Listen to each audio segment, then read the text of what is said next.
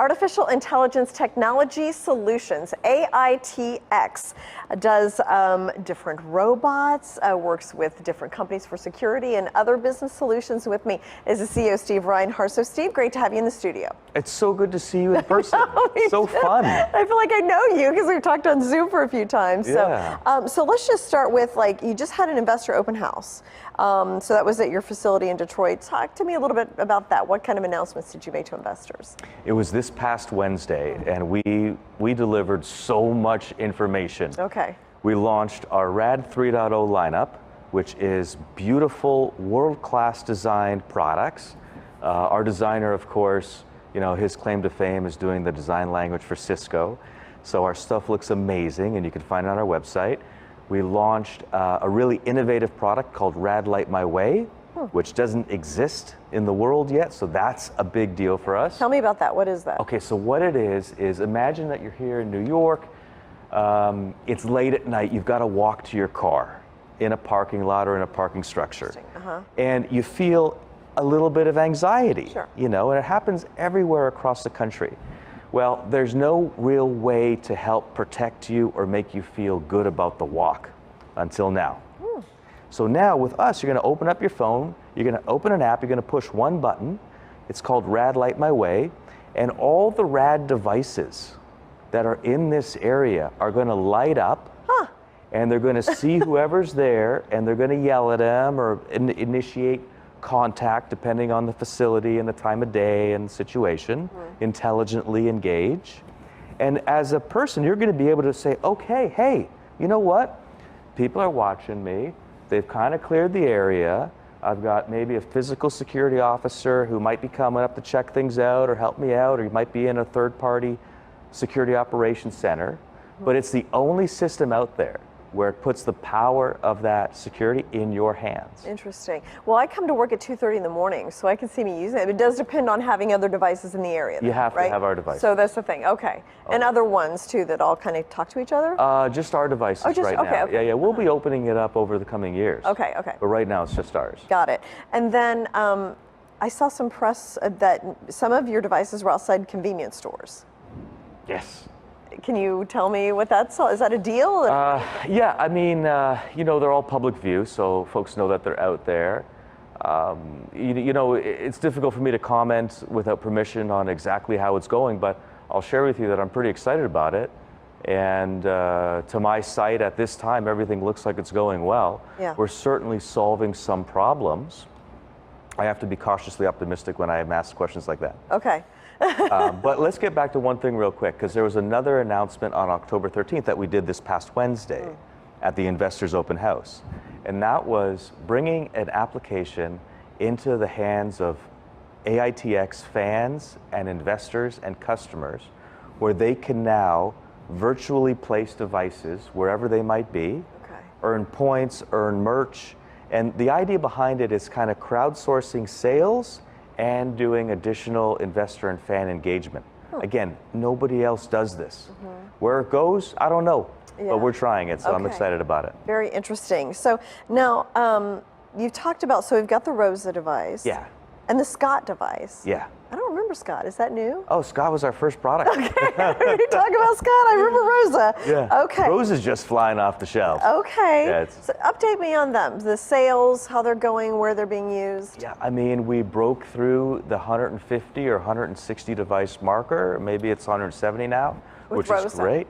With all the devices. With all of them, okay. ROSA, we broke through the 100. We shipped our 100th device, so that shows how popular ROSA is. And I think that ROSA 3.0 is going to be even more popular because it's amazing. And we're on what we call our road to 500. Okay. Which I think is amazing for a company like ours, you know?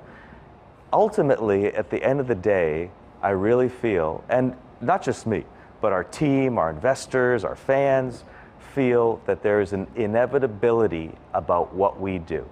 There's an inevitability that what we do will be everywhere in time. Interesting. It reminds me of Bill Gates saying a computer on every desk. So people have a robot everywhere. I think so. So how did you get there? I mean, how did you build the business? What did you focus on to get to this milestone? Yeah, it's been a long road. It's been a long road. You know, I started coding when I was a young boy.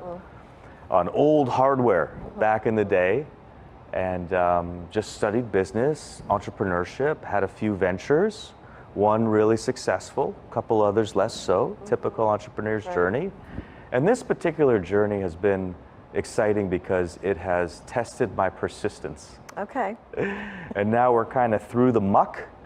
We're on the way up, and we're getting real momentum. So now it's becoming fun. Yeah. Okay. But it was a lot of hard work to get here. Sure is. So, and then there's also Romeo. Yeah. So there's Romeo 2.0. Yeah. What can you tell me about that? Romeo 2.0 evolves everything that we did on Romeo 1.0. Obviously, it's 2.0, right? 1.0 was built after 300 designs that I went through. I burned through 4 industrial engineers to get to the shape that I liked. Okay. And now we're on 2.0. Okay. 2.0 has advanced mobility, advanced ability to communicate, reliability, advanced range. It takes everything that we did in 1.0 and just amps it up and makes it the type of commercialized product that can be everywhere.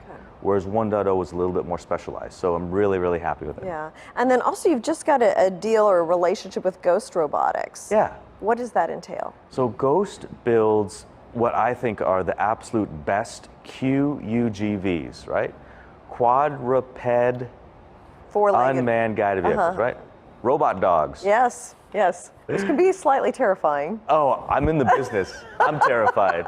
I'm terrified, and I'm pushing the buttons on this stuff. Yeah, yeah. So what do you use the quadrupeds for? We have a few applications for it.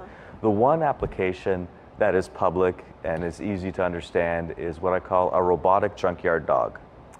So now you got some rad devices, you're covering a large area, and when we see something from one of our devices on some corner of the property, we're going to dispatch the dog for further engagement. Okay. So it amps up that level of facility protection that we can do, which is awesome. But beyond that, we have a bunch of applications that I can't talk about. Okay. But primarily right now, from a public consumption standpoint, we're creating these junkyard dogs. Okay, next time. So just a final question, Steve. I mean, just how do you envision how we live? I mean, we're in Times Square. Do you see like 20 years of robots milling around Times Square, monitoring different things going on? I mean, how will we live with these robots?